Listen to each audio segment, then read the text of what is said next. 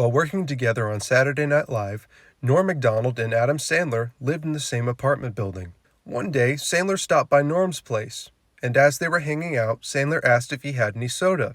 He opened the fridge, and sitting inside was $25,000 in Atlantic City casino chips. Sandler asked what the chips were for.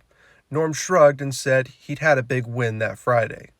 When Sandler asked why he hadn't cashed them in, Norm said he'd brought them home so he could talk with his agent about avoiding taxes on the winnings. Sandler later saw him at SNL the next Monday and asked if he'd cashed the chips in.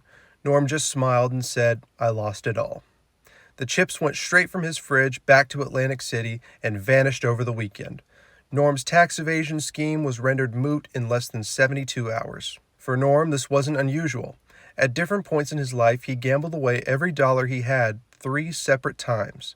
One of those losses included a single $400,000 bet on a football game between the Atlanta Falcons and the Denver Broncos, a story he later told on Larry King Live. Norm would eventually beat the habit for good and wrote about it at length in his book, Based on a True Story, Not a Memoir. In the book, he described what he loved most about gambling wasn't the payout at the end of a won bet, it was the brief, perfect moment when the dice are still suspended in midair. He was addicted to the hope that could only be found in those fleeting moments.